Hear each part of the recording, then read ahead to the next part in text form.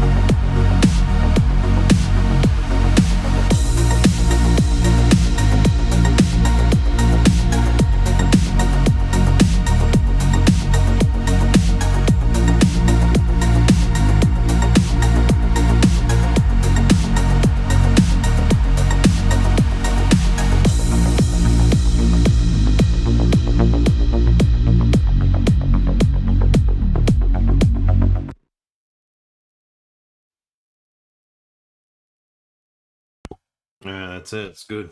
We're gonna go. So I did the mixing and mastering in the same session. So let me explain a little bit what I was doing. So this is a drum track. So we don't have um, individual drum sounds here. So what I do normally is so I know in my last video I said I don't use anything from Brainworks because the top end's bad or whatever. I meant really the older SSLs, not the 9000J, and I stand corrected on that. Actually, this is after much testing and messing around with different things, the Harrison version, everything. I just come to really like the Brainworks SSL 9000J the best. Just getting the best sound out of it. Um, I'm sure the Harrison's fine. There's nothing wrong with it. It's just that I prefer the SSL 9000J from Brainworks better. Because I feel like the compressor gives me a good drum sound. More punch. Especially using this technique, everything's a lot more punchier. So anyway, normally what I do here, first of all, there is noise in the channels. So if you don't gate that noise, like I'm doing here, by turning the range up to 12 o'clock, you're going to have noisy channels, which maybe you want that. I don't know, but I don't like it. When things get quiet, I prefer to have the gate come on. This is the so you post EQ. So when it's pre EQ, the dynamics position when this is engaged, when you turn this off, and then it's post EQ.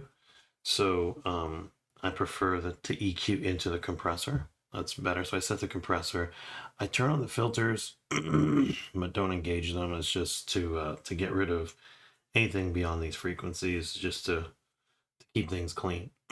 So, and then if I feel like this is not giving me the sound that I'm like, getting me dialed in pretty close to what I want, then I have no problem just throwing a FERDI EQ in just to do something very basic. On certain sounds, you kind of like wondering, why did I reach for the metric halo on this? Why would I do two channel strips on the same mix? Well, it's kind of like this. I treat the SSL 9000J as this is my actual console, so I treat it like a hardware console. And then here, this is going to be my plugin, basically. I use it ahead of the console. So in this case, I why did I pick? One of my previous videos, I actually like the sound of the cramping EQ because it does get rid of like harshness, which is kind of weird, right? So I the imperfection of the cramping EQ actually helps me dial away harshness. So I use it on certain sounds. So like I felt like this hat was kind of harsh.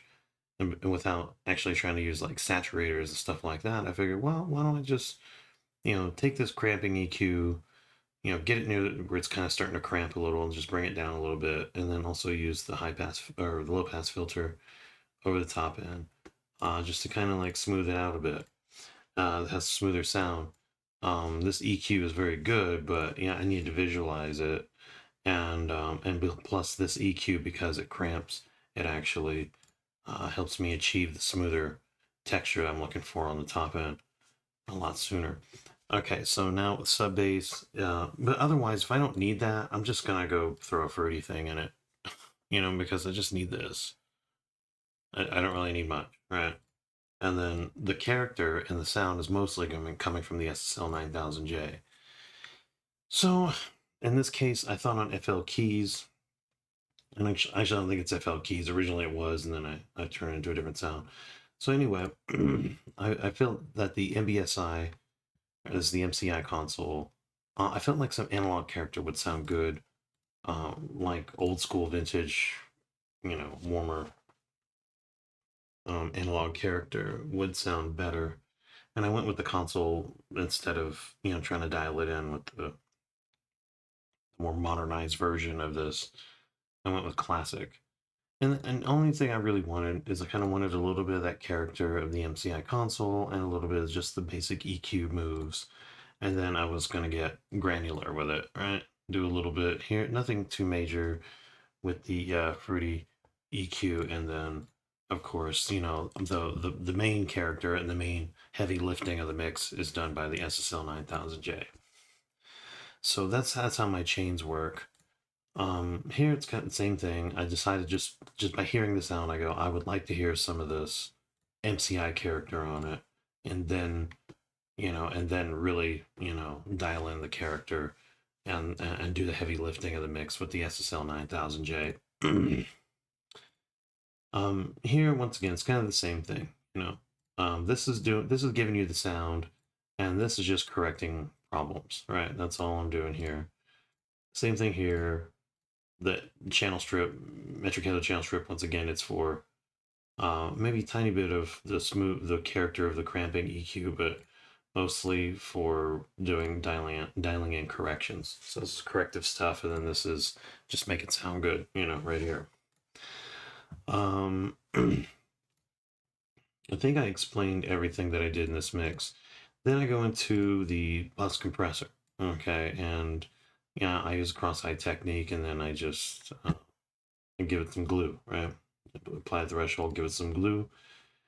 That mix, the mix stage is done at this point, right? So now we're going into mastering. So I turn it down because I don't, you're gain staging into, these EQ, well, eventually master desk, and I don't want it to go hot in the master desk. I want it to go clean in the master desk and then bring it up hot. So in this case here, so first thing I did is, the 18 kilohertz cut, 20 hertz cut, right? Then here, very, very subtle EQ corrections over the overall tonality. But of course you saw that I did this first. I have limited turbo on because it gives it a little bit more powerful sound, more upfront sound. And then, I dialed in the volume to the loudness. I got it to right where it's basically right hitting it at negative 0.2 decibels. De-esser turned all the way up in this case because it was not being too aggressive. So I dialed it all the way up. Foundation, I found it to sound good at 1, which means it was a little bit warmer, a little bit more bass heavy, but once again, it's just kind of toning down some of that brightness. As you could see during tone, I was toning down a little bit more brightness, and I put it in the mid just to listen to it there, and then I checked it in on the sides, and then after that, I got rid of that. I didn't engage the resonance filters. I don't hear problem frequencies, and I don't really use these other compressors because this one has more of a bassy response. So I prefer this one, number one. No mono maker, no stereo enhance. I don't mess with those kind of things. They're just not needed.